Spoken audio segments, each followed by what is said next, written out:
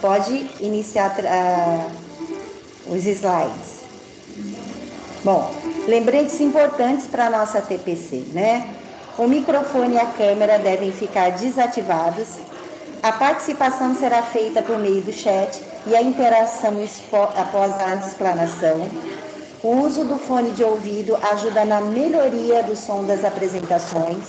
A TPC será gravada e disponibilizada posteriormente. Ao final da TPC, será disponibilizado um formulário para registro de participação.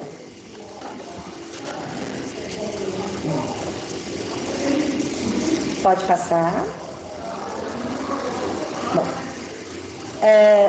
PCNPs que participam dessa transmissão, né? Eu, Alessandra Roncone, de Língua Portuguesa, o Luiz Felipe, de Tecnologia, a Nelif, PCNP de Arte, Tanner Isídio, PCNP de Língua Estrangeira Moderna, e o Willy Machado, PCNP de Educação Física.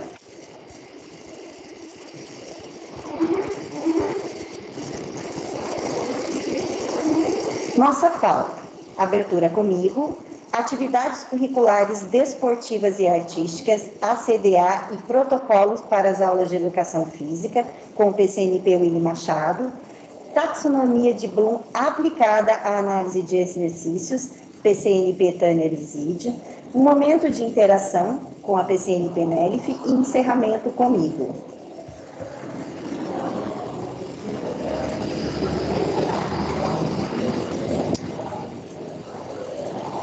Eu passo a palavra à PCNP Willy. Obrigado, Alessandra. Bom dia, sejam todos bem-vindos e bem-vindas aí à nossa ATPC de hoje. Minha colaboração será aqui com algumas orientações referentes a turmas de atividades curriculares e desportivas e artísticas, a CDA. Muitos professores de educação física já conheciam como ACDs, né? A ACDs, que a nova resolução aí de 5 de novembro, que acabou de sair, ela dispõe sobre essas atividades, então nós vamos discorrer sobre elas aqui nessa oportunidade de hoje. Então, sejam todos muito bem-vindos nessa oportunidade. Eu preparei essa apresentação com uma orientação inicial para que vocês possam se ligar, né, entender um pouquinho de como que é a estrutura da CDA hoje, né? Comparando com o que era a ACD só em educação física. Isso é uma novidade aos professores de arte, então vocês, professores de arte, também podem ficar atentos aí a essa orientação inicial, tá bom? É só para que vocês possam aí já ir pensando nisso para o ano que vem nas suas escolas. É importante saber que a turma de atividade curricular, desportiva e artística, que foi criada, né, nessa nova resolução, ela dá oportunidade para que os professores e as escolas mantenham um projeto dentro da sua unidade escolar, né, que permita ao aluno a participação. Quais são os destaques dessa nova ACDA? Vamos dizer assim, nova, né, porque antigamente era ACD só, era só voltado às atividades desportivas. E hoje contempla também as atividades artísticas e culturais. Então, a resolução, ela trouxe essa possibilidade, então, com destaques importantes. Quais são esses destaques importantes dessa nova resolução? A redução do número de participantes. Ou seja, diferentemente do que era previsto aí na resolução anterior, o número mínimo de participantes por turma passa a ser de 10 alunos, né? E não 20, como era na ACD antigamente, tá? Ao componente de arte, tem a possibilidade de abrir uma turma de ACDA para projetos artísticos e culturais, que antes era só previsto para o componente de educação física. Aplicabilidade também nas PEIs, ou seja, as escolas de programa de ensino integral, elas também têm a possibilidade de abrir turmas de ACDA. Em educação física, mudou um pouquinho. Antes era só o ACDA, que tinha a ACDA normal, né? Vamos dizer assim, de 2 ou 3 aulas. Agora também tem a possibilidade, além da ACDA normal, a ACDA de alto rendimento, com 5 ou 6 aulas semanais também possíveis, tá? Quais são essas modalidades da educação física para essa abertura de turma? São esportes, lutas, ginásticas e danças. Vou explicar tudo na sequência para vocês aqui. E em arte, no componente de arte, a CDA normal também contempla aí 2 ou 3 aulas semanais, podendo ter as linguagens artísticas de dança, música, teatro e artes visuais. Depois eu vou explicar um pouquinho mais sobre elas, tá? E também tem uma possibilidade agora de atribuição a contratados, na indisponibilidade de efetivos. Ou seja, essas aulas previstas nesse projeto de ACD eram só para professores efetivos, que tinham direito de dar essas aulas. Agora, existe a possibilidade de professores contratados de outras categorias também poder. Isso vai facilitar para que professores também contratados possam desenvolver projetos nas suas escolas.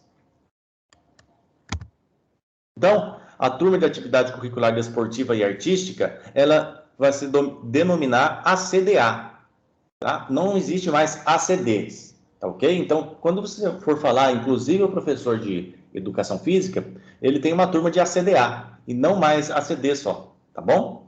Então, qual que é o amparo legal? Qual que é a lei, né? É a Resolução SEDUC 115, de 5 de novembro de 2021, né? Saiu agora do forno aí, essa resolução.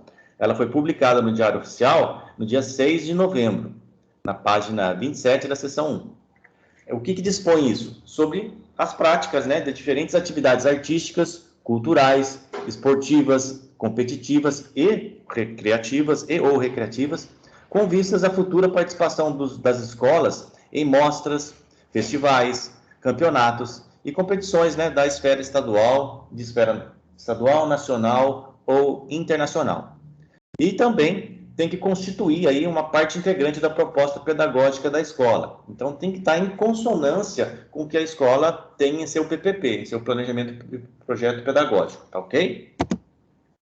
Essa resolução SEDUC, número 115 de 2021, as aulas de atividades curriculares, a CDA, serão desenvolvidas com base no currículo do Estado e na proposta pedagógica da unidade escolar, e serão desenvolvidas na conformidade do disposto na presente resolução, ou seja, e atendendo também à regulamentação vigente da carga horária, que está disposto aqui, eu vou passar para vocês mais à frente.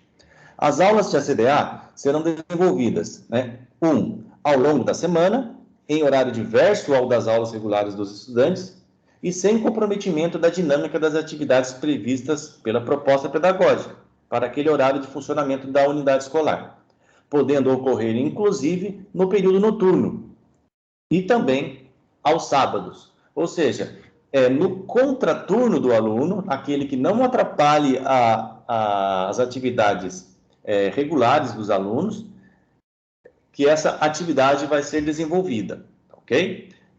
Pode ser desenvolvida aos sábados também, olha só que interessante. Então, se o aluno tem uma turma, ela pode frequentar essa turma ao sábado dentro da unidade escolar. Então, cabe a quem? Cabe à equipe gestora, né, da unidade escolar, entre o seu diretor, vice-diretor e professor coordenador, subsidiar aí os docentes dos componentes de arte e educação física na organização dessas diferentes turmas de ACDA, que podem ser constituídas de estudantes de diversos turnos de funcionamento da escola, e, quando possível, de diferentes níveis de ensino, com a seguinte abrangência. Então, vamos lá. Então, eu vou falar, inicialmente, de educação física, tá bom? Então, para educação física, essas turmas são divididas em modalidades, categorias e gêneros, como já eram divididas as ACDs, tá? Então, a única coisa que vai mudar para a educação física, que agora você vai ter uma turma de ACDA e também pode ter uma turma de ACDA de alto rendimento. Essa resolução permite aí às escolas organizar uma turma de ACDA com 2 ou 3 aulas semanais por modalidade, categoria e sexo, né? Ou seja, pode ser tanto uma turma masculina como uma turma feminina, ou também uma turma mista, desde que a natureza das modalidades e as categorias propostas se justifique pela pertinência, né, ao seu currículo, coesão, né, com o currículo de educação física, e se aquele contexto escolar ela é interessante na prática dessa ACDA. As escolas podem organizar também uma turma de ACDA de alto rendimento agora, né, alto rendimento esportivo, com 5 ou 6 aulas semanais. Especificamente, agora isso aqui eu vou ter que, até coloquei em outra cor aí, grifado, para que possa ser diferenciado. As turmas de alto rendimento, especificamente nas modalidades de esporte, ok? Então, qual esporte? Esporte de invasão ou territorial. E esportes de rede ou quadra dividida. Ou seja, subentende-se que para as turmas de ACDA de alto rendimento, eu só vou poder ter turmas de futsal, handball, basquetebol, são esportes coletivos de invasão, né? Ou territorial, né? Aliás, desculpa, ou esportes de rede ou quadra, por exemplo, voleibol, tênis, entre outros, que tem a rede como divisão de quadra. Para essas modalidades, eu posso ter aí uma turma de alto rendimento. Para quê? Com o intuito de participação em campeonatos futuros, ok? A CTA de alto rendimento. Então, vamos falar um pouquinho sobre ela. Para as turmas de ACDA de alto rendimento, os professores que tiverem essas turmas atribuídas deverão, o quê? Participar de cursos organizados ou credenciados pela EFAP. Ou seja, todos os cursos que forem disponibilizados pela EFAP, os professores que têm atribuição dessas turmas de alto rendimento deverão participar, então, desses treinamentos.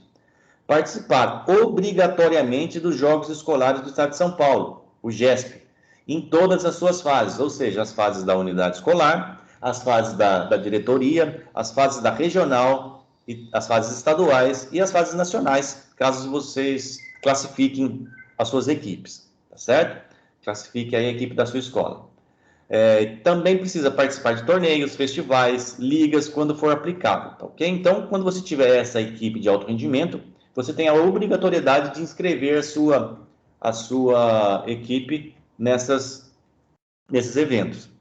Encaminhando também via expediente para o PCNP de Educação Física, no caso eu, no presente momento, um relatório semestral dessas atividades. Então, todos professores que mantiverem aí uma CDA de alto rendimento deverão semestralmente passar um relatório de tudo que está acontecendo com essa turma, ok? Caberá ao PCNP de Educação Física, né, acompanhar essas turmas de ACDA de alto rendimento, com o auxílio da equipe gestora da unidade escolar, analisando o relatório semestral que for apresentado. E, quando necessário, dar apoio pedagógico para uma melhoria dos resultados, verificando a participação nas competições. Ou seja, o PCNP de Educação Física, ele não vai só acompanhar para ver se a documentação está correta, ele vai acompanhar também na performance, em como essas turmas vêm se desenvolvendo, para que essa turma ocorra de uma forma correta, de acordo com a resolução, né? Porque a gente sabe que existem turmas de ACDA,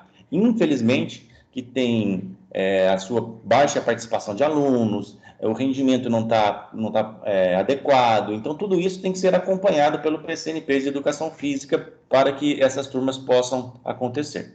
Então, diferentemente da ACDA, que é a ACDA normal, a turma de alto rendimento terá obrigatoriamente o acompanhamento do PCNP de Educação Física.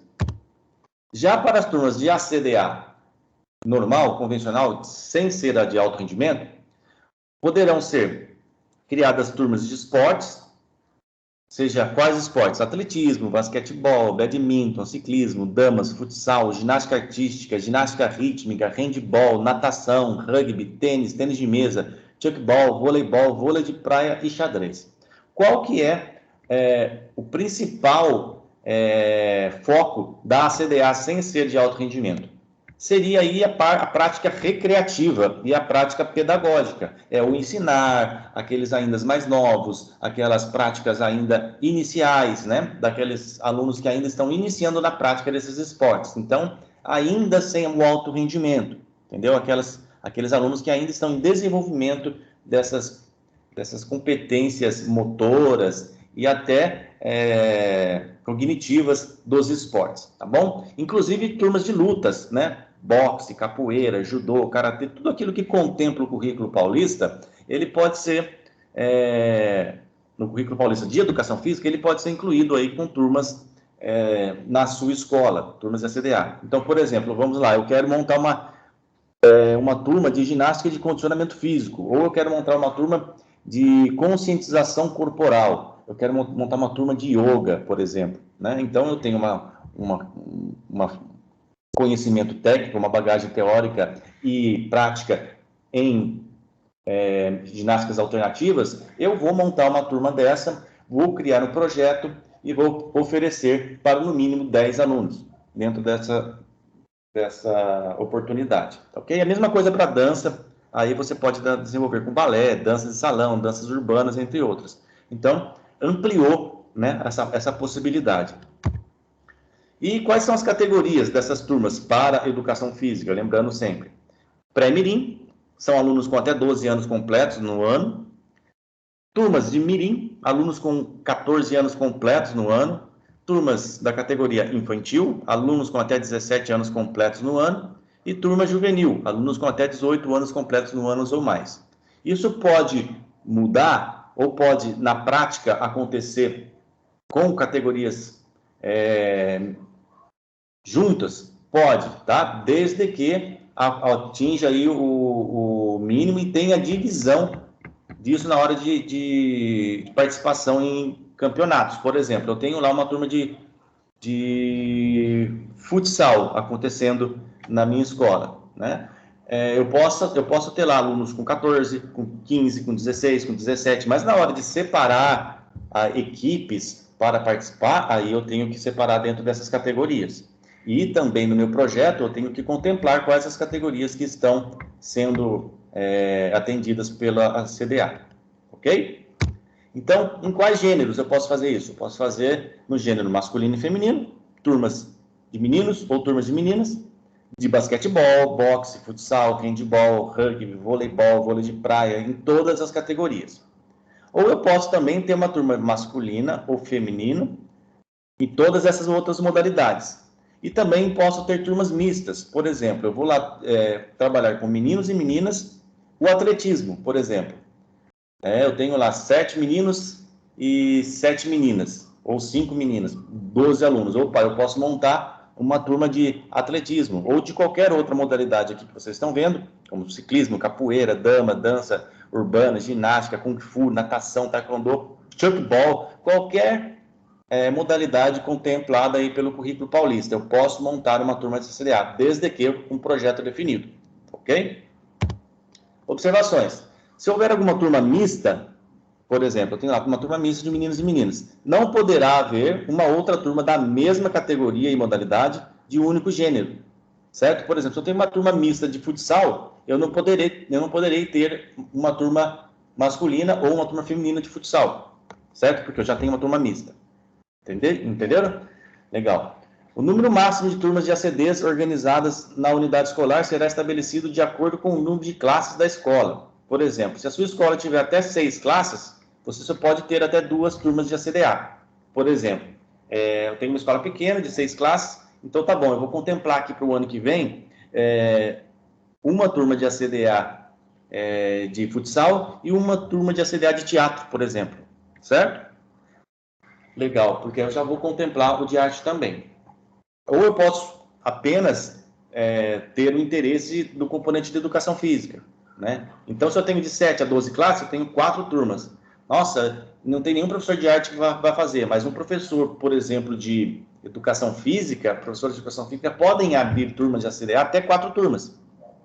Dentre elas, de alto rendimento e a CDA normal. Para o componente de arte agora especificamente, tá? Diferentemente do que a educação física traz em categorias, modalidades, assim, então, quais são as modalidades artísticas ou linguagem artística? É o que a gente vai ver agora. A resolução SEDUC traz aí que as escolas poderão organizar uma turma de ACDA com 2 ou 3 aulas. Nesse caso de arte, não tem turmas de alto rendimento, com 5 ou 6 aulas semanais, somente 2 ou 3 aulas, tá bom? Então, cada escola poderá abrir aí uma turma de ACDA por linguagem artística ou modalidade, desde que a natureza das modalidades propostas se justifique pela pertinência e coesão com o currículo de arte e com a proposta pedagógica que é parte integrante. Ou seja, a possibilidade disso para um componente de arte é grande também para que você possa aí desenvolver na sua escola. Quais são consideradas aí as modalidades e as linguagens artísticas possíveis? Em arte, você sabe que dança, né? Quais danças? Contemporâneas, brasileiras, danças estrangeiras, danças clássicas, tradicionais, urbanas, danças de salão. Tudo isso, se o professor tiver o perfil pedagógico e um conhecimento, uma bagagem técnica para que possa fazer um projeto em dança, muito bom para a escola, ela pode oferecer para os alunos dessa escola. Assim, a mesma coisa em música, né? Por exemplo, posso ter percussão corporal, não sei se vocês lembram dos barbatuques, por exemplo, criar uma turma de percussão corporal para que vocês participem de eventos, feiras e exibições que forem possíveis. Também canto, né? Eu posso desenvolver aulas de canto, aulas com instrumentos diversos, posso desenvolver uma banda, posso desenvolver uma fanfarra, tudo que envolva música, desde que contemplada em um projeto bem feito e bem analisado pelo PCNP de arte, no caso. Teatro, por exemplo. No teatro, eu posso montar lá jogos teatrais, monólogos, esquetes e muitas outras atividades que envolvam a prática do teatro dentro da escola para os alunos que forem interessados nessa prática. E também posso criar, através das artes visuais, essa outra linguagem artística, cursos aí, né, projetos com desenho. Aí, qual tipo de desenho? Eu posso variar desenhos livre, desenho técnico, desenho de mangá, desenhos de quadrinhos, entre outros, tá? Eu posso variar aí todas as técnicas de desenho, e pinturas, fotografias, esculturas, cinema, tudo aquilo que for arte visual, eu posso contemplar em um projeto para que os alunos participem aí de 2 a 3 aulas semanais. Mas como que eu vou saber se é 2 ou 3 aulas semanais? Isso vai depender da sua proposta, do seu plano de ensino, do seu planejamento dessas atividades. Você pode contemplar, considerar que 2 aulas sejam suficientes semanais, ou você pode considerar que 3 aulas sejam mais convenientes. Uma aula teórica, 2 aulas práticas, ou coisa assim do tipo, entendeu? Que você pode contemplar. Por quê? Porque essas aulas e todos os projetos, seja em educação física, seja em arte, elas serão avaliadas, os alunos serão avaliados, terão que passar por avaliações tanto do professor, quanto da escola, se as turmas estão funcionando, quanto do PCNP, avaliando o desenvolvimento desses projetos. Em quais categorias? Agora, diferentemente da educação física, as categorias em arte, elas são as 3, são os anos iniciais, anos finais e ensino médio. Lembrando aqui que, no nosso caso, né, na nossa diretoria, nós só temos os anos finais e o ensino médio, né, para dar atenção. Então, do 6º ano ao 9º ano, teremos aí turmas de qualquer linguagem artística e também do ensino médio, separadamente, tá ok? Nessas categorias. Então, a princípio, as noções básicas sobre a CDA foi passada aqui para que vocês tenham aí a ideia de que já têm a possibilidade de fazer isso nas suas unidades escolares, aí na escola de vocês. Então, professores de arte, professores de educação física, que tenham motivação para trabalhar com projetos desse tipo, fiquem atentos que em breve está previstas aí para um segundo momento maiores informações, né? Essa semana o nosso dirigente fará uma visita até São Paulo, onde essas orientações sobre essas turmas de ACDA, de atribuição, de como vai funcionar isso direitinho, vai ser melhor passado para ele, e ele vai compartilhar com a gente em esse segundo momento.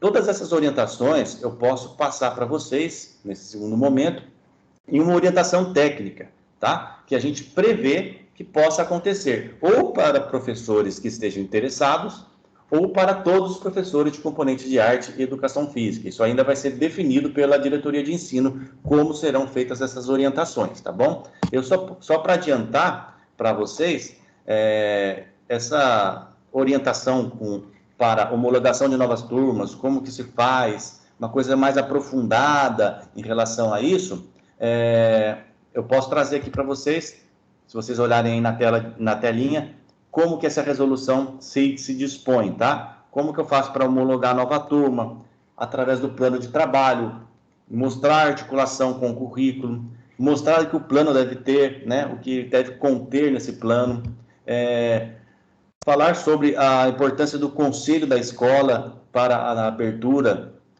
dessas turmas, porque é o conselho que avalia a abertura ou a permanência de turmas de ACDA dentro da escola. Então, tudo isso que é mais aprofundado sobre essa resolução, a gente pode passar em uma orientação técnica no futuro, beleza? Aí vamos falar sobre acompanhamento da escola, sobre interrupção, possíveis interrupção das turmas durante o ano, sobre a frequência dos alunos, os limites de atribuição, né? Que isso aqui é importante também para que vocês saibam, mas tudo isso aí é um segundo momento, tá bom? Isso aqui não é o nosso foco agora, para não trazer muitas dúvidas aí pertinentes que talvez não tenha a nossa competência e abrangência agora para isso, nesse momento, porque é uma parte mais da supervisão de ensino, tá ok? Então, tem todos aqui, toda essa parte da atribuição, de observância às leis, de tudo que pode e que não pode, inclusive a elaboração do projeto pode ser visto em um segundo momento, né, na elaboração. Como você pode desenvolver um projeto da CDA? E aqui eu acho que o núcleo pedagógico, né, eu como PCNP de Educação Física, até mesmo a NERF, quando tiveram aí um maior a propriedade, né, apropriando-se do assunto melhor, porque é uma novidade para o componente de arte, e ela também está estudando sobre a possibilidade das CDAs para os professores de arte, a gente fazer uma orientação técnica específica para esses professores. Então, como desenvolver um projeto desse? A gente pode desenvolver também nesse momento dessa orientação técnica, tá? E aí vamos falar como elaborar o projeto, né? O que precisa ter na capa do projeto, quais são item a item, o que é uma introdução, o que precisa ter nessa introdução, como que a organização da turma se dá, quais são os horários das aulas, tudo isso vai ter que estar disposto nesse plano, tá? Quais são as justificativas do projeto, quais são os objetivos do projeto, a metodologia, né, que você vai na aplicabilidade dessas aulas, como será feita a avaliação dos alunos ou a própria avaliação do desenvolvimento, quais são os modelos usados para que você possa justificar a documentação toda. Tem tudo isso, a gente pode passar numa orientação técnica, tá bom? Então, essa foi aí a minha contribuição com vocês sobre a CDA. Eu passo agora para os protocolos para as aulas de educação física, né? Com esse retorno presencial obrigatório, onde todos os alunos agora já devem estar nas escolas, eu trago aí os protocolos atuais para que vocês, professores de educação física, possam acompanhar em suas aulas, tá? Então, com o intuito de orientar vocês, professores, e também os estudantes de forma organizada e segura, né, para as aulas de educação física, as atividades curriculares também, a CDA, que já acontecem. Então, nessa retomada segura aí, encaminharemos aí o protocolo para essas aulas. Então, o primeiro ponto, o distanciamento social. O distanciamento social, sabe-se que é uma prática que a gente já incorporou no cotidiano da gente. E, de repente, aí dentro das aulas, a gente precisa continuar tendo atenção a isso, não só pela Covid, mas por outras doenças e por outras coisas. Nós tivemos, a partir dessa experiência da pandemia, uma releitura dos nossos hábitos, né? Para a gente analisar e ver o que a gente estava fazendo de errado, o que a gente não se preocupava, que hoje a gente se preocupa. Então, é importante a gente rever alguns conceitos e repraticar isso de uma maneira nova, diferente. Então, quais são as diretrizes aí para o distanciamento social? As aulas práticas da educação física e das atividades curriculares estão liberadas, e os protocolos de higienização descritos nos pontos 2 e 4 desse documento devem ser respeitados, tá? Evitar qualquer tipo de contato físico intencional, não trocar abraços, beijos e toques de mão, ou seja, atividades que têm esse contato físico intencional devem ser evitadas até o presente momento, tá bom? Sei que é difícil, né, a gente controlar isso com os alunos, mas vamos procurar fazer aí dentro da medida do possível. O número de estudantes na quadra, ginásio ou espaço aberto será limitado de acordo com o metro quadrado, conforme as orientações da SEDUC, ou seja, cada um no seu quadrado, né, no seu metro quadrado. Higiene pessoal. Diretrizes, né? O uso de máscaras é obrigatório em todas as atividades, salvo as aquáticas, que geralmente as nossas escolas não possuem. Mas quando se possuírem, possam fazer, não precisa fazer o uso da máscara, lógico. As máscaras deverão ser trocadas logo após a atividade física, respeitando os protocolos de higiene para armazenamento. Ou seja, se a escola permitir essa troca e tiver as máscaras para realizar essa troca, isso pode ser possível. Se não, a orientação é que o aluno traga máscaras para que possa realizar a troca. Respeitar os protocolos de higiene. O estudante deve retirar e guardar a máscara usada e colocar numa sacola plástica, higienizar as mãos e colocar a máscara limpa. Ou seja, orientar o aluno para que ele mantenha sempre esses protocolos aí. Disponibilizar recipientes com álcool em gel a 70 graus, a 70%, desculpa, para os estudantes e professores. Os estudantes devem trazer uma camiseta a mais para usar nas aulas e realizar a troca após a realização da atividade física. É importante trazer aí uma sacola plástica para guardar a roupa. Todas essas orientações devem ser repetidas com os alunos. Trazer a própria garrafa de água e não compartilhar com os colegas. É importante manter-se hidratado. Lavar as mãos e usar o álcool em gel. Evitar tocar nos olhos, no nariz e na boca enquanto a mão estiver lavada e higienizada. E não colocar as mãos na máscara. É quase impossível a gente controlar isso de todos os alunos, tá? Nós sabemos disso. Mas, no que tange a orientação, isso a gente tem que passar para os nossos alunos cotidianamente. 3. Monitoramento das condições de saúde. Durante as aulas, faça perguntas aos estudantes como: teve febre nos últimos dias? Teve sintomas de falta de ar? Sintomas gripais? Caso vocês percebam alguma condição que possa caracterizar o COVID, sugira que o estudante procure um posto de saúde para fazer um atendimento com um especialista da área. Limpeza e higienização de ambientes e materiais. Todos os espaços, materiais e equipamentos utilizados durante a prática da atividade física devem ser higienizados.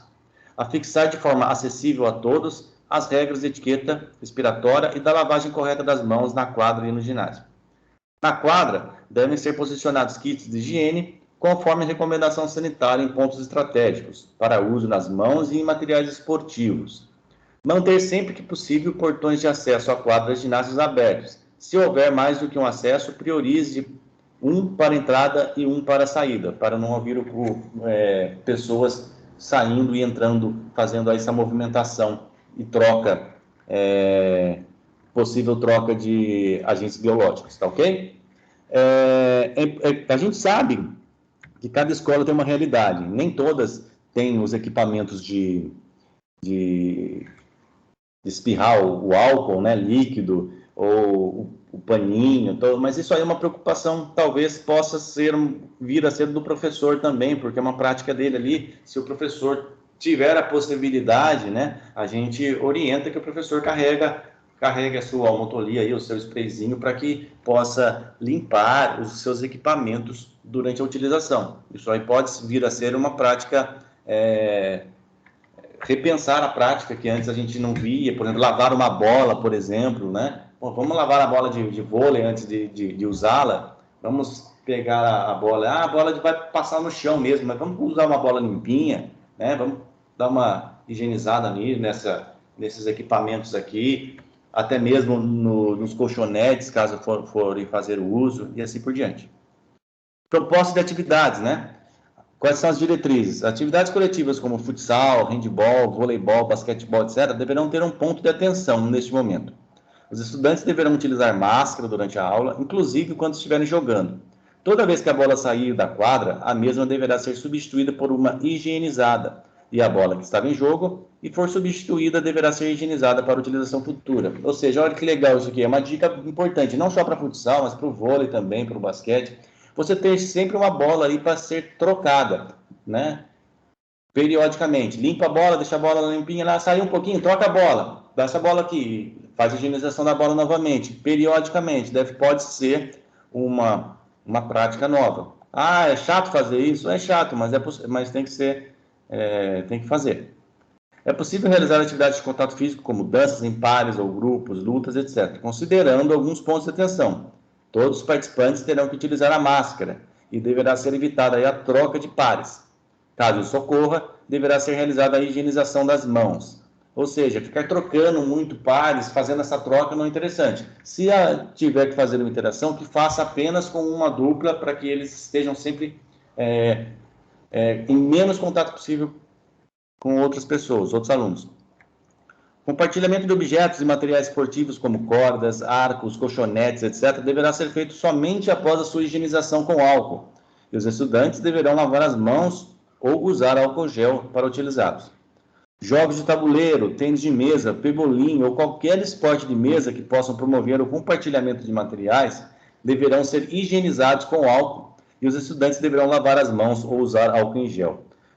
Olha só, essa aqui é um ponto interessante, né, para nós professores de educação física. Eu sempre cobrei dos alunos, quando em aula, que evitassem fazer a troca do equipamento, ou seja, da raquete, jogando a raquete na mesa, né?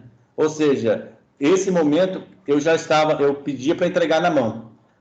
Olha só como esse momento vai contra aquilo que eu estava ensinando, porque nesse momento ele não vai entregar na mão direto da pessoa, ele vai ter que colocar na mesa, fazer a higienização do equipamento para passar para outra pessoa. Ou seja, em vez de jogar a raquete na mesa para o próximo jogar, ele higieniza e mostra que ele está tendo a preocupação com o outro, né? Isso é uma prática que deveria ser multiplicada aí entre os professores, fazer com que o aluno tenha empatia pelo outro, trabalhando também intencionalmente aí uma competência socioemocional. Privilegiar a prática de atividades físicas ao ar livre, né? Lógico, claro que ao ar livre as práticas serão mais agradáveis. De maneira geral, as atividades práticas devem contemplar a experimentação para a recuperação das capacidades físicas, promover bem-estar, autocuidado, autoconhecimento, limites, por exemplo. Ou seja, essas interações devem começar a renovar aí o espírito participativo dos alunos que agora estavam em distanciamento e longe das escolas. Comunicação, né? As diretrizes para a comunicação desses protocolos. Reforçar sempre aí a comunicação a toda a comunidade escolar sobre a importância e a necessidade do cumprimento das medidas e boas práticas, agora instituídas, para prevenir transmissão do coronavírus e também de outras doenças. As aulas devem ser planejadas e dirigidas, evitando o formato de aulas livres, ou seja, evitar aquela aula livre em que o aluno chega lá, rola a bola, isso aqui tem que ser planejada ponto a ponto, com objetivos, tá? Incentivar os estudantes a trazerem suas próprias garrafas de água e toalha de rosto, se achar necessário. Antes da aula, reforçar em cada aula os combinados com os estudantes, né? Reforçando os objetivos e os protocolos. Indicar o local que cada estudante irá ficar, isso é importante, inclusive até fazer marcações no chão, né? Delimitações. No caso de modalidades coletivas, orientar os estudantes sobre os protocolos de higienização pessoal e de materiais, assim como os que estão na espera, para manter o distanciamento social. Inclusive aqueles que não estão jogando, que estão do lado de fora, ficarem distanciados. Orientar que os estudantes evitem tocar em objetos que encontrem pelo caminho, como maçanetas, de portas, etc. Providenciar locais adequados para a acomodação das garrafas de água e de outros materiais. Durante as aulas, relembrar os protocolos, procurar e usar comandos objetivos e claros. Relembrar para não tocar nas máscaras. Orientar para que haja qualquer desconforto durante a aula, o professor seja avisado. Sempre que tocarem o material, no chão, na parede, por causa logo após a utilização do material, higienizar as suas mãos. Depois da aula, orientar a troca da máscara, da camiseta, higienizar as mãos, conforme as orientações de higienização e armazenamento. Orientar sobre o cuidado no uso dos banheiros, bebedouros, ter revezamento para não promover aglomerações, etc. Uma dica pessoal que eu vou dar para vocês, que eu sempre pratiquei com os alunos, talvez vocês professores já tenham feito isso.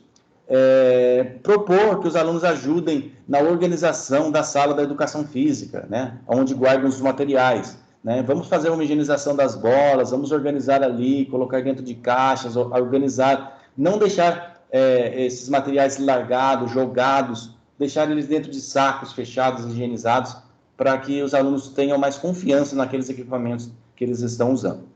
Então, com essas dicas aí, eu agradeço a minha participação na TPC de hoje, agradeço também aqueles que estão assistindo a gravação aí pelo YouTube da nossa ATPC e passo a palavra para o nosso companheiro PCNP Tanner Zidio, que fará aí a sequência da nossa TPC. Muito obrigado a todos, tenham um ótimo dia. Valeu, obrigado. Peraí, eu vou pegar o microfone aqui. Ok. Bom dia a todos, bom dia professores que estão acompanhando pelo YouTube, bom dia professores que estão acompanhando na sala de aula. Então, sou o PCNP Tanner Isidio, de Língua Estrangeira Moderna, mas hoje aqui eu vou apresentar para vocês um trabalho que a gente realizou através de OT, lá no nosso núcleo pedagógico, e falamos sobre a taxonomia de Bloom, taxonomia dos objetivos educacionais de Bloom, de Benjamin Bloom e David Cratchwolf. Próximo, William, por favor. Antes disso, nós começamos lá o OT, e eu vou começar por aqui hoje também, falando das nossas ações pedagógicas lá do núcleo pedagógico. Lembrando que o nosso trabalho lá do núcleo ele é voltado para ações pedagógicas, né? E uma das ações pedagógicas que nós fazemos lá é a confecção do nosso organizador curricular. Esse organizador, vocês já conhecem ele muito bem, ele é feito num período de 21 dias e ele apresenta aí nossas habilidades essenciais, as habilidades suportes, nossos objetos do conhecimento, o material situação de aprendizagem, que aí também nós colocamos sugestões, né, de exercícios, sugestões de sites, sugestões variadas aí para você ter o leque, né, de opções. E a nossa gloriosa interface. Eu queria dar uma palavra sobre a nossa interface, que ela tem uma importância, né, muito grande, pois nós queremos enfatizar para vocês, nós queremos colocar para vocês a importância da integração das áreas do conhecimento, tanto dos componentes da área do conhecimento, tanto das áreas do conhecimento. Vocês vão ver que hoje eu vou estar falando disso, porque a matemática, né? Nós, como professores de linguagens, que é assim que nós falamos hoje, podemos ajudar nas outras matérias, nos outros objetos de conhecimento, nas outras áreas do conhecimento. E assim, eles também podem nos auxiliar nos estudos, né, dos alunos. Então, nós queremos, com isso, mostrar para vocês a importância de trabalharmos juntos entre as áreas do conhecimento e dentro dentro, né, das áreas do conhecimento também, dos componentes da área do conhecimento. Próximo, Willy, por favor. As outras ações, a outra ação da nossa diretoria é o boletim semanal, né? Porque nós recebemos durante a semana, diversos e-mails, e o nosso glorioso PCNP Luiz, de tecnologia, nós filtramos esses comunicados, essas resoluções, e colocamos e ele coloca, né, toda segunda-feira à disposição de vocês o que é mais relevante, mais importante para vocês. Outra ação é a nossa TPC, que está acontecendo agora, né? Depois,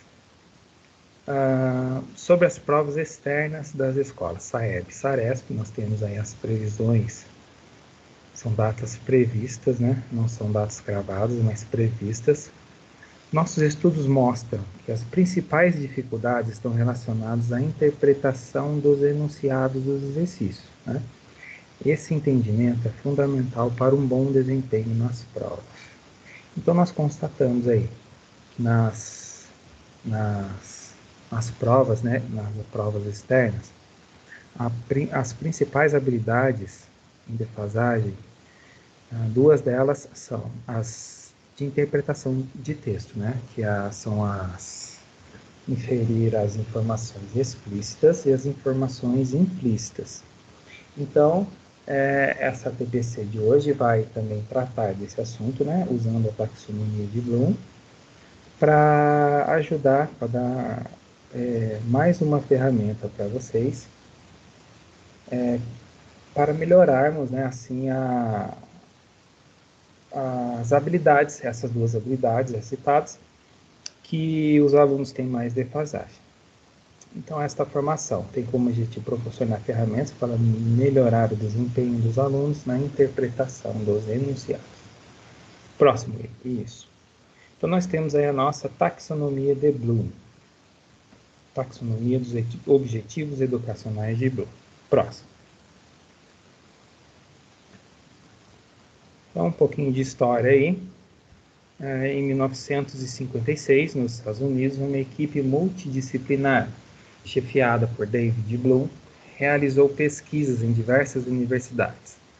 Mais tarde, seu aluno David Kretwolf revisou e reclassificou, colocando a síntese em um nível mais elevado do que a avaliação. Então, em 1956, Benjamin Bloom desenvolveu a taxonomia de Bloom e a dividiu em 6 níveis, né? Depois, em 2001, David ele fez uma revisão dessas etapas cognitivas de complexidade e colocou verbos, né, para assim melhor para se facilitar o entendimento. Próximo aí. Então, eles começaram assim, né? Para classificar o comportamento do aluno em relação ao processo de ensino e aprendizagem, a taxonomia de Bloom foi categorizada em 3 esferas: cognitiva, psicomotora e afetiva. Então, nós temos aí 3 esferas que essas 3 esferas o aluno precisa estar bem para alcançar a aprendizagem, tá? Nós temos aí a cognitiva, que ela se refere, no nosso caso, à aprendizagem, né? Aprendizagem. A psicomotora, que se refere ao movimento, à prática. E a afetiva, que se refere aos sentimentos. Aí, então, falando de sentimentos, né, nós temos a obrigação, neste retorno, receber os alunos, nós devemos recebê-los bem, né? Por quê? Porque nós estamos retornando a um período aí longo, né, sem obrigatoriedade de aula de quase 2 anos, né? 2 anos. E nós devemos tratar os alunos, recebê-los bem, para que o afetivo deles não interfira no cognitivo, né? Nós sabemos da importância desse acolhimento que deve ser feito. Eu devo salientar que as escolas estão fazendo isso muito bem, né? E que essa afetividade, esse acolhimento também faz parte da taxonomia de Bloom. É por isso que nós colocamos isso, tá? Procurar receber o aluno com entusiasmo, sem querer que ele faça as atividades do ano todo, né? Nesse retorno, nesse breve retorno, né? Que nós teremos aí de quase 2 meses, mas tratar o aluno no seu total, não só no cognitivo, mas também no afetivo. Próximo, por favor. Então, nós temos aí a de 1956, né? A taxonomia de Bloom mesmo, de 1956, que ela está dividida em 6 níveis. Mas o que a palavra, né, taxonomia, ela significa? Ela significa classificação. Então, Bloom, ele classificou os níveis complexos da aprendizagem. Esses níveis, eles são hierárquicos, ou seja, para o aluno passar para o próximo nível, ele precisa obrigatoriamente ter atingido o primeiro nível, o nível anterior. Tem que ter dominado o nível anterior. Só assim passar para o próximo sem pular as etapas do conhecimento. Vai para a compreensão, depois para a aplicação, depois para análise, síntese e avaliação, né? Os 2 primeiros níveis, foto para mim, por favor. Os 2 primeiros níveis são níveis básicos de complexidade, O 3 e o 4, níveis operacionais de complexidade, e os dois últimos são os níveis globais ou avançados de complexidade. Lembrando que aí nós temos as críticas, né, à taxonomia de Bloom, que há estudiosos que afirmam que a obrigatoriedade da hierarquia ela não precisa ser seguida, que o aluno, se ele tiver o conhecimento partir direto para a aplicação, ele vai compreender, vai atingir a compreensão na aplicação. Então, nós temos críticas, né? Mas lembrando que o objetivo desse estudo é dar ferramentas para vocês desenvolverem aí na escola de vocês, fazer as adaptações necessárias a isso, né? Próximo, por favor, Will. Então, já em 2001, o Anderson e o Cratwell, eles fizeram uma reanálise disso e colocaram verbos nestes níveis, né? Então, nós temos aí conhecimento, ao lembrar, pois o aluno precisa lembrar do objeto do conhecimento que foi passado para ele. E assim por diante. Compreensão, o aluno vai compreender, a aplicação ele vai aplicar, a análise ele vai analisar, a síntese ele vai ter a capacidade de avaliar, ou seja, de separar em partes, pegarem os conhecimentos soltos, juntá-los e avaliar, e a avaliação, que eles colocaram o verbo criar, né? Pode parecer um pouco confuso isso, porque os dois últimos níveis, eles são muito parecidos, são muito próximos. Só que o nível 6, o aluno além de juntar as partes, formar uma crítica, ele também será capaz de criar, né? Criar a síntese dele. Ele vai ser capaz de criar a aprendizagem dele. Tá? Juntando todos os níveis que ele é capaz aí de compreender. Falando um pouco mais da taxonomia de Bloom, certamente você já foi analisado dessa forma, né? Lembrando que o nosso currículo também é baseado na taxonomia de Bloom, né? Pois nós temos o nosso currículo em espiral, e cada ano é exigido do aluno uma complexidade maior, né? No quinto ano, por exemplo, né? Em português, verbos. No próximo ano ele vai ver verbos também, no sexto ano, com uma complexidade maior, no sétimo, maior. E assim é o nosso currículo baseado, lembrando que é baseado, né, também na taxonomia de Bloom. A taxonomia de Bloom ela é usada em diversos setores, tá, da sociedade. Em RH, em propagandas. Né? Então, nós temos diversas análises. Para a gente, eu peguei esta análise, tá, que se refere ao aluno em sala de aula. Pode passar o próximo vídeo, por favor. Antes de falarmos de cada nível de aprendizagem, veremos a relação do SAEB com a taxonomia. Então, lá no nosso AP presencial, nós temos ênfase a taxonomia em relação aos exercícios do SAEB, SAEB-SARESP. Só que você pode levar isso também para a aprendizagem do dia a dia dos alunos, não só dando ênfase no SAEB e no SARESP. Nós iremos aqui analisar a complexidade de cada exercício, né? Ou seja, através dos exercícios, através de um simulado, você será capaz de analisar a sua turma e descobrir qual o nível de complexidade que os seus alunos se encontram, que a sua turma se encontra ou que o aluno se encontra. Podendo assim tomar ações, desenvolver ações baseado no nível onde o aluno está. Né? Nós temos aí essas dificuldades da pandemia, né? Que aumentou ainda mais a distância do aluno para o outro, né? O nível de complexidade de um aluno para o outro, pois houve casos de alunos que não participaram, houve casos de alunos que participaram e participaram bem, né? Então, dentro do mesmo ano, pode ter diferenças, né, nesse retorno, diferenças gigantescas entre alunos. Então, essa é a intenção dessa análise. O próximo, Will, por favor. Aqui nós temos este quadro, que ele nos embasa, né, a trabalhar com a taxonomia de Bloom para trabalhar o SARESP.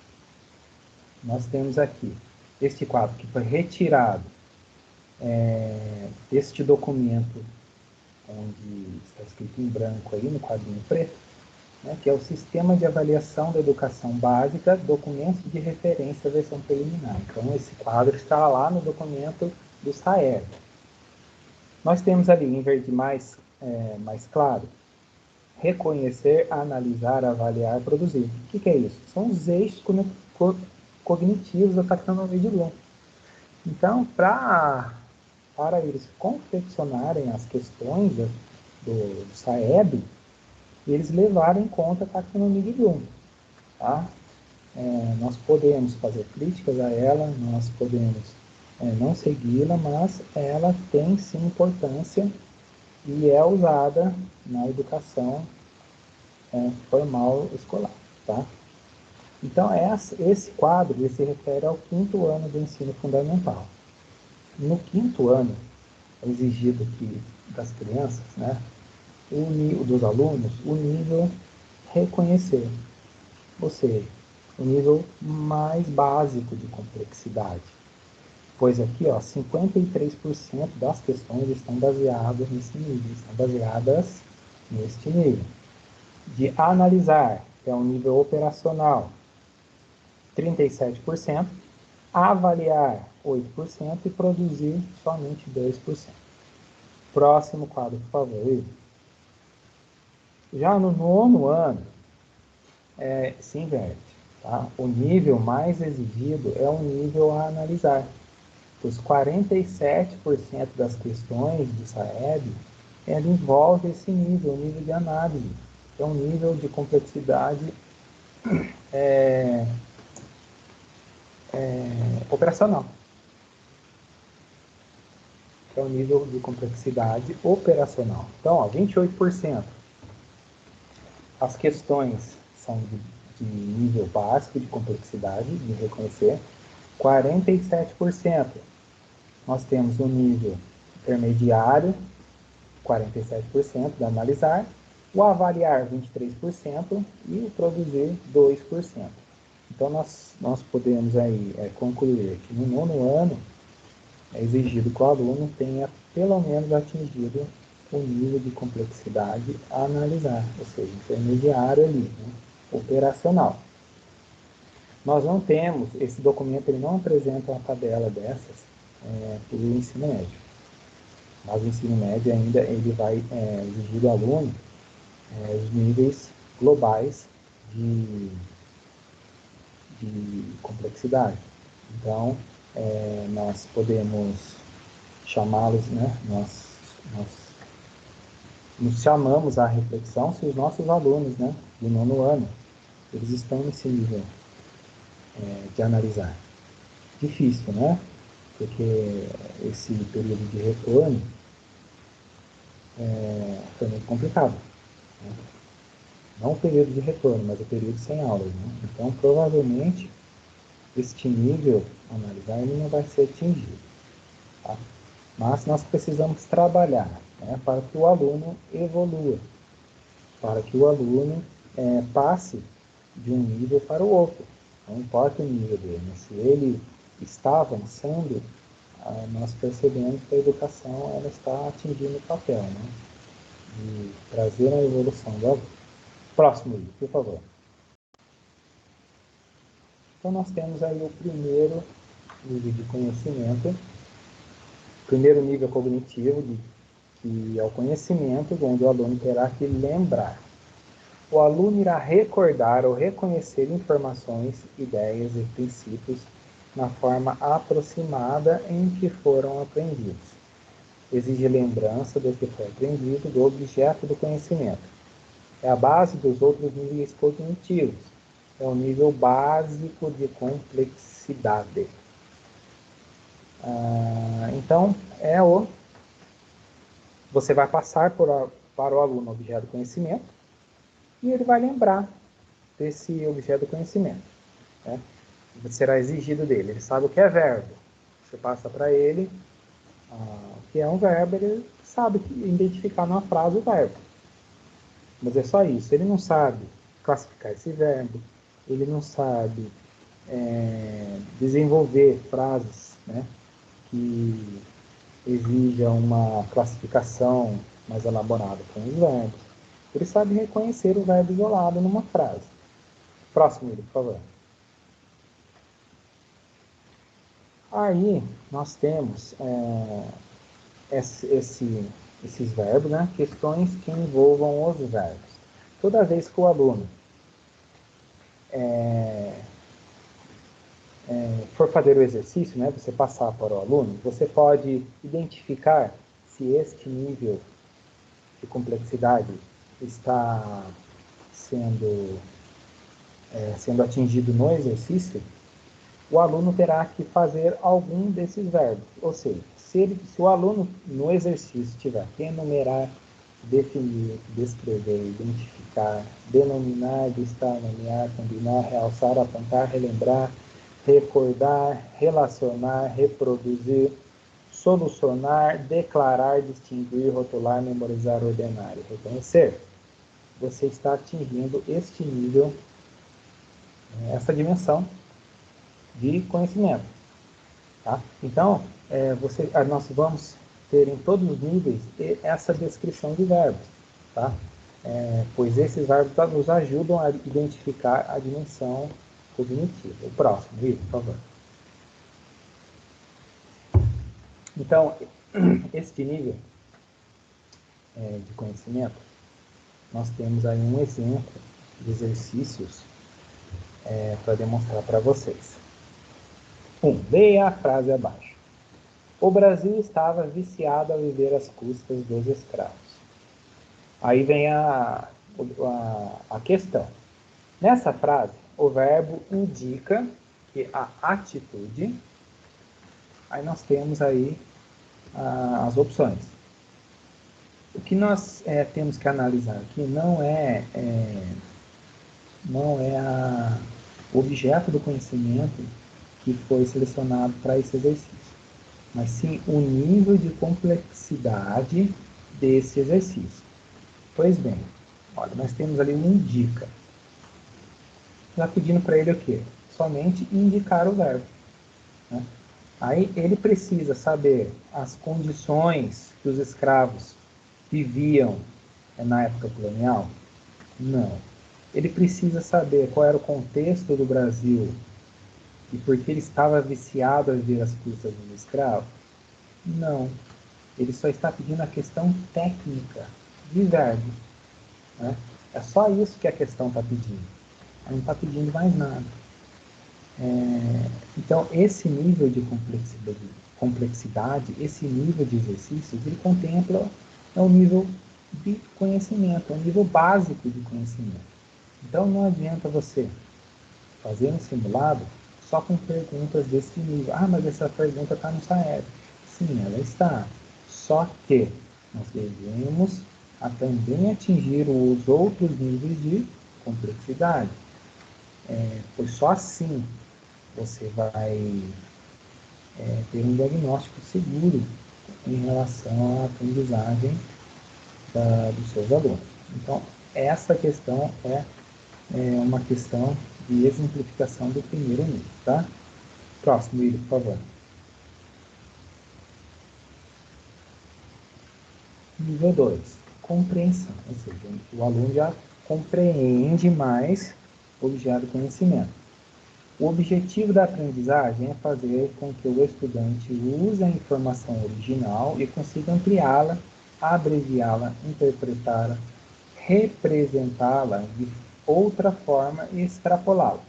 Nível básico de complexidade. Também, o aluno vai olhar, né? O segundo nível também é um nível básico de complexidade. Então, aí o aluno ele já começa a entender o objeto do conhecimento. Ele não vai saber só identificar. Ele vai saber uma ou outra classificar. Ele vai começar a pensar um pouco mais para responder a questão.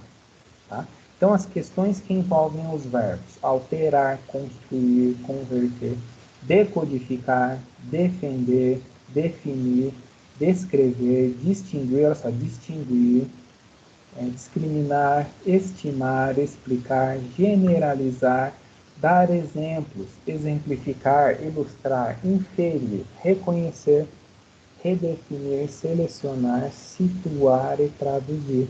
Então aí ele vai precisar pensar um pouquinho mais, ter um conhecimento um pouquinho mais profundo na resolução da questão. Próximo, por favor. Então nós temos aqui essa charge, né? Vamos analisar a questão ali. Observe as expressões de Rex. Ele começa a história de tal jeito e termina de tal. Aí nós temos as respostas, né, para o aluno escolher uma dessas opções. Então, quando o aluno ele tem que examinar, primeiro, olha só, quanta coisa ele tem que saber aí. Rex, ele começa a história. Então, nós temos ali, primeiro, o segundo quadrinho e o terceiro quadrinho. O aluno precisa saber onde começa a história, certo? Se ele for lá no primeiro quadrinho, onde está escrito está limpo, ele não vai achar essa informação. Nem no segundo. Começa a história ali, no terceiro quadrinho, onde ele está contando as vantagens dele, né? Então o aluno ele vai olhar, ele vai precisar interpretar, ele vai ter que ter um conhecimento técnico, né, desse quadrinho, né, de charge, ele vai ter que saber o que é uma charge, ele vai ter que olhar, vai ter que pensar um pouquinho mais e ter também o conhecimento técnico, né, de que essa charge ela apresenta piadas, ela diverte, né, ela apresenta comparações. Então, não é só, ele não só vai apontar, mas ele vai começar a pensar para inferir a informação, para descobrir o que a informação está pedindo. Tá? No final da história, Rex fica envergonhado, porque se ele olhar a segunda, ele já sabe a resposta da primeira. Né? Então, ele vai ter que ver a resposta ali nos quadros. Tá? Próximo, por favor. Terceiro, nível de aplicação. Então, aí a gente já muda do nível de intermediário operacional. A gente já muda ali de nível de complexidade. O aluno seleciona, usa, transfere os dados e princípios para resolver ou completar um problema ou tarefa. Uso de informações, métodos, conceitos, teorias em novas situações. Soluções de problemas usando conhecimentos e habilidades requeridas, nível intermediário ou operacional de complexidade. Aí, quando o aluno atinge esse nível, ele já lembra do objeto conhecimento, ele já compreendeu e agora ele está pondo em prática, ele está aplicando aquilo, né? Ele está desenvolvendo aquilo que ele viu. Veja bem, o uso de informações e métodos. Ele não só tem informação, ele não só aplica aquilo com os conhecimentos, de qualquer maneira. Ele não aplica, né? Ele não parte para a prática de qualquer maneira, mas com os métodos e conceitos que ele aprendeu. Tá? Então, essa aplicação, ela tem um nível ali intermediário de complexidade. O próximo, por favor. E os verbos, né, que envolvem esses exercícios aplicar, alterar, programar, demonstrar, desenvolver. Então, são verbos os quais o aluno precisa trabalhar, né? Organizar, prever, escrever, onde ele põe realmente a mão na massa. A gente fala de mão na massa. Tá? Próximo, Willi, por favor. Então, nós temos aí a quadrinha da Turma da Mônica, né? E a pergunta: qual a finalidade desse texto? Então, ele vai ter que olhar, identificar que tipo de texto é esse, né? Ver lá nos conhecimentos dele adquiridos e dizer, e pôr na prática, e falar para que é a finalidade desse texto, do tipo desse texto, né? Então, ele vai responder, né, que é entreter.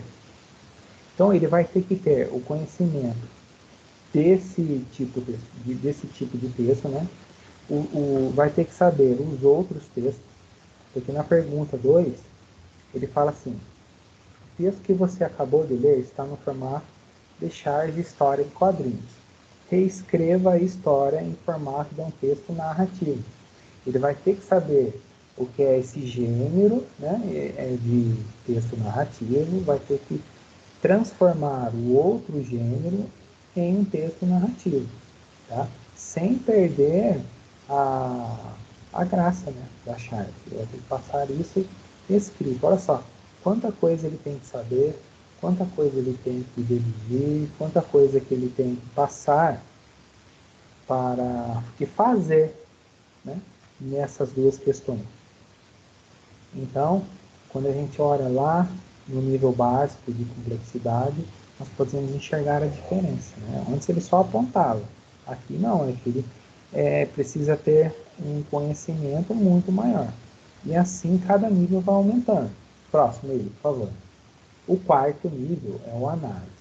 É aquele nível lá onde o aluno é exigido no SAEB, é o aluno do nono ano. E nós gostaríamos, né, que nossos alunos estivessem. O aluno aprende a estruturar o conhecimento. Ele é capaz de reproduzir o aprendizado aos colegas. Então é bacana, né, que quando a gente está ensinando, aí muitas vezes o amiguinho não está conseguindo entender, até mesmo, né, o aluno nos interrompe e fala para o amiguinho: não, é assim, assim, assim, tenta explicar do jeitinho dele, a linguagem dele, porque ele já atingiu esse nível de análise e está tentando ajudar o colega. Aqui o aluno consegue identificar componentes, identificar padrões, na escola de significados ocultos, nível intermediário ou operacional de complexidade. Então, a análise, o que envolve uma análise? Né?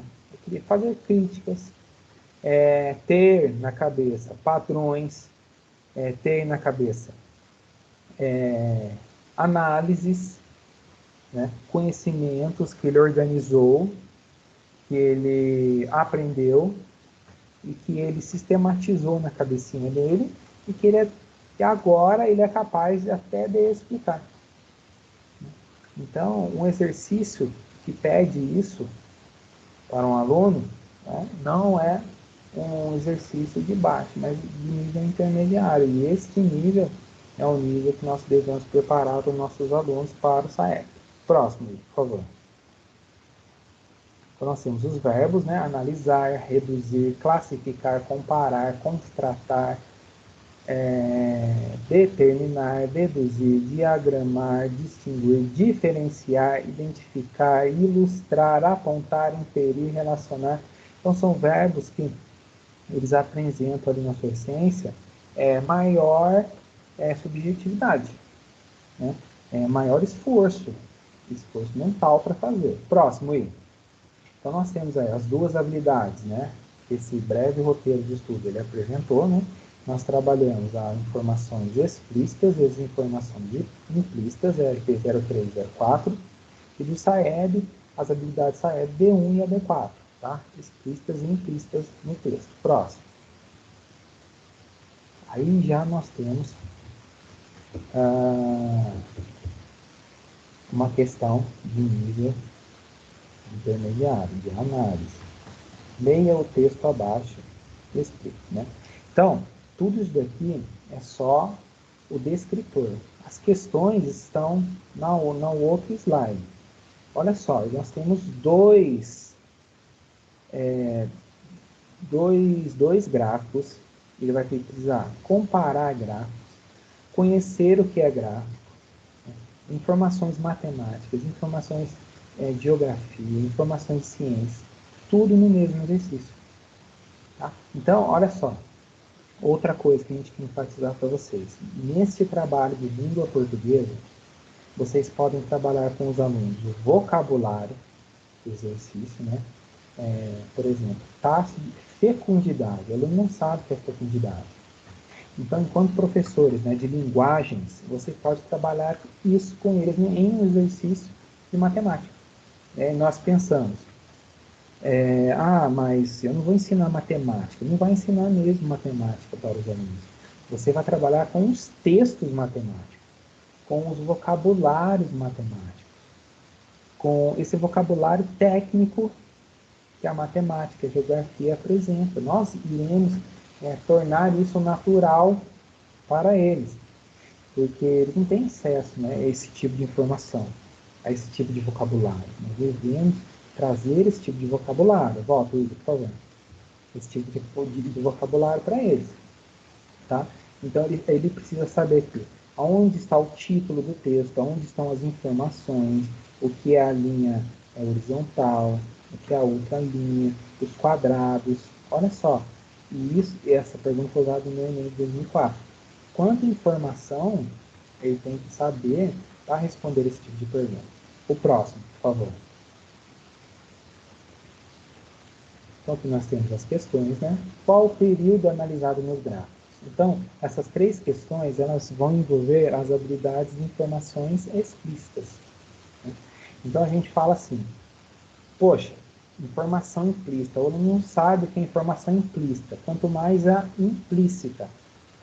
Só que nós temos que entender que as informações explícitas, elas também podem ser trabalhadas em níveis de complexidade, né? Este nível de análise está trabalhando em informações explícitas. Qual é o período analisado dos gráficos? Então, está dizendo essa informação nos gráficos e no descritor lá da questão, né, das informações. O aluno vai olhar, precisa saber onde está essa informação, precisa olhar, porque ele já olha tudo aquilo escrito, vê 2 gráficos, nossa, quanta coisa difícil, né? Entendeu? Então, não necessariamente a informação explícita é fácil. Você tem que trabalhar, saber diferenciar isso dentro das questões, né? E isso a taxonomia de Bloom ajuda. Tá? O que mostra o gráfico da esquerda? Então ele vai ter que olhar lá no mundo do gráfico, ele vai ter que saber onde está esse número. O 3, os quadrinhos. O que são os quadrinhos preto e cinza? Precisa ter o conhecimento da legenda, né? O que significa legenda. Tudo isso daqui é informação explícita. Próximo, William, por favor. 4. O que mostra o gráfico da direita? O gráfico da esquerda mostra que a população rural aumentou, diminuiu no decorrer dos anos, né?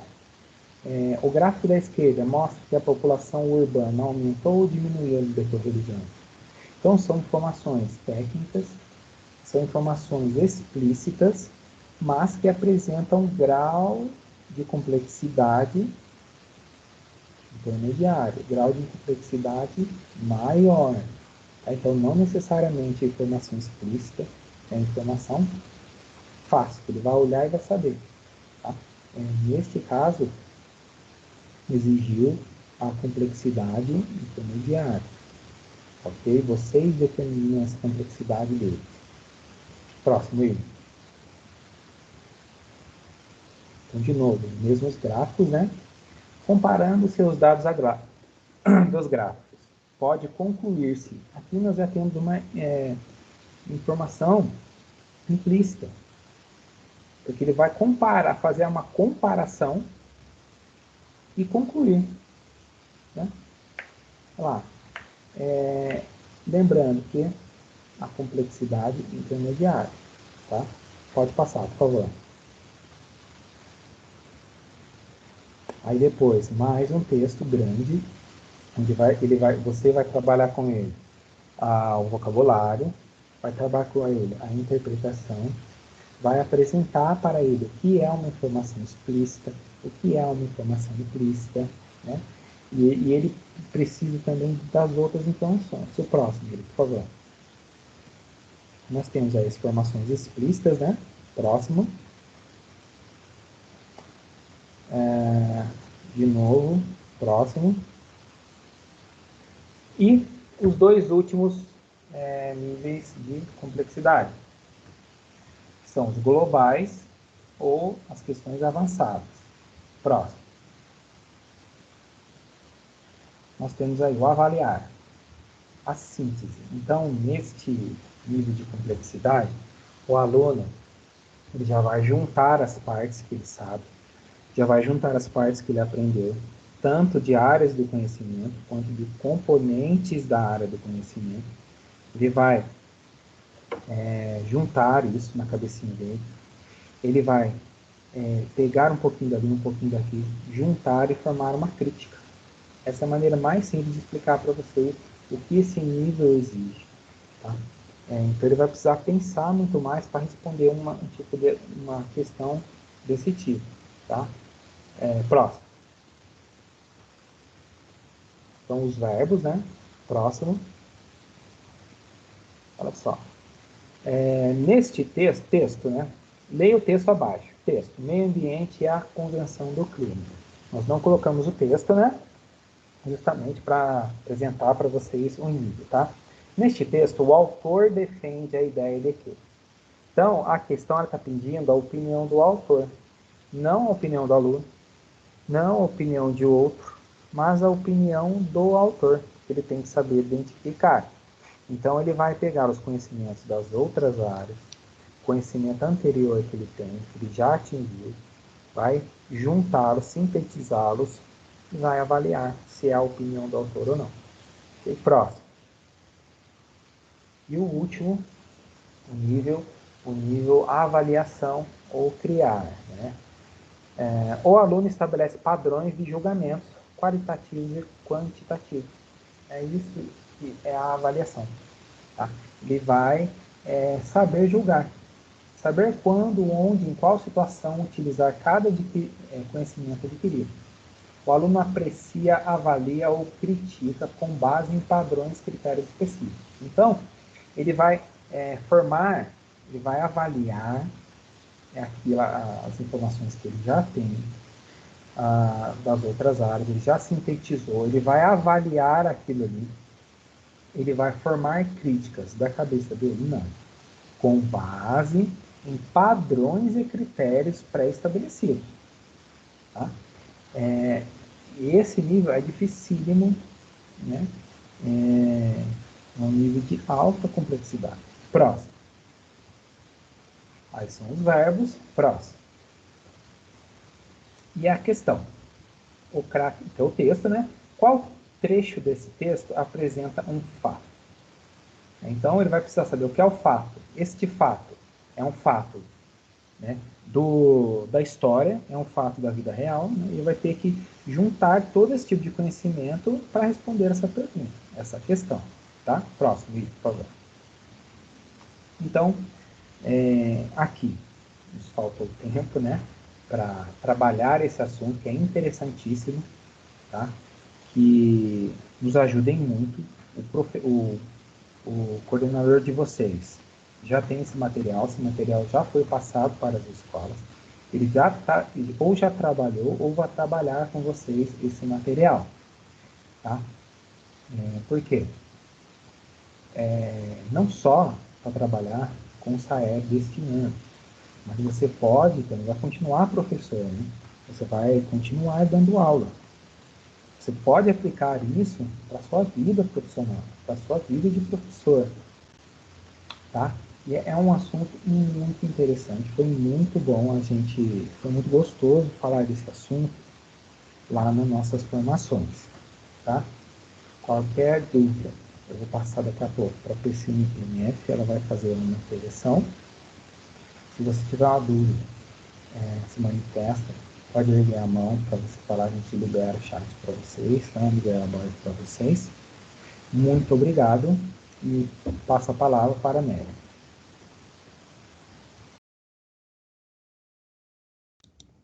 Bom dia a todos.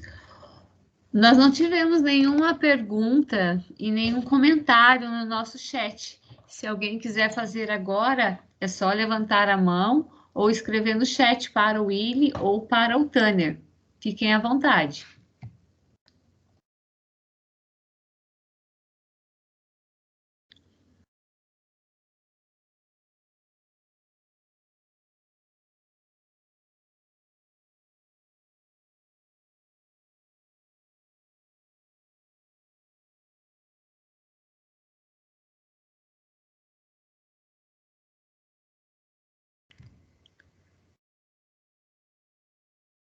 Acho que tem alguém com a mãozinha levantada. Deixa eu ver se eu consigo. É a Josimar, a Josi. Oi, Josi, pode abrir o microfone, pode falar, por favor?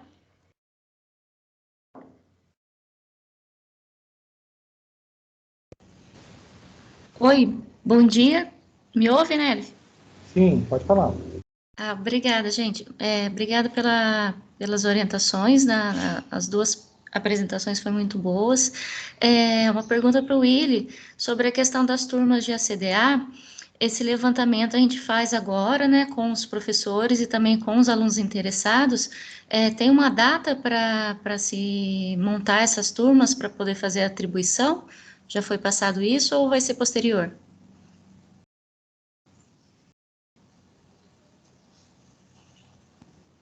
Oi, Josimar, tudo bem?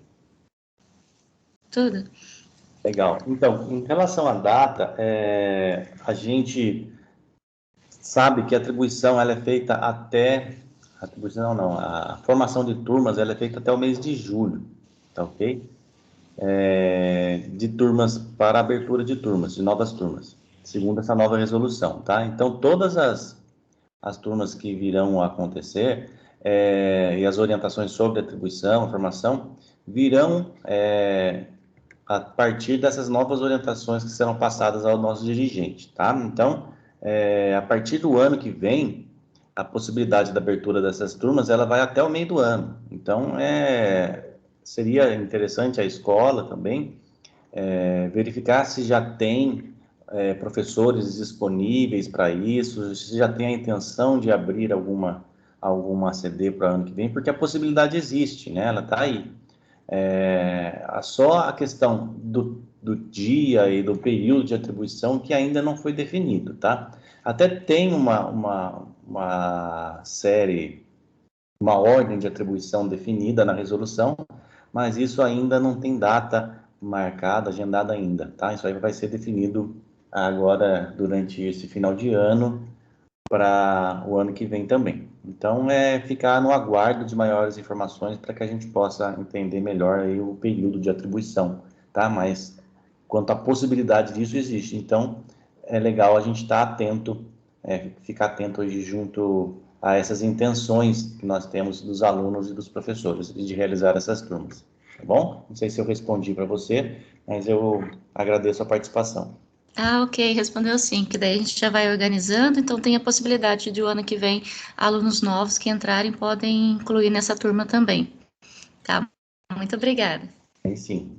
Nós temos aqui o comentário da professora Andréa Junqueira, ela coloca que todos os professores da escola, eles montam as aulas baseadas na taxonomia de Bloom, e esses exemplos foram ótimos. O Tanner também, ele já colocou para vocês no chat o formulário de presença.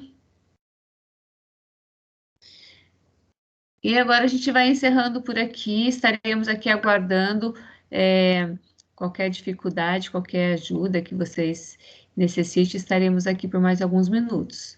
Muito obrigada pela participação de todos, tenham um ótimo dia.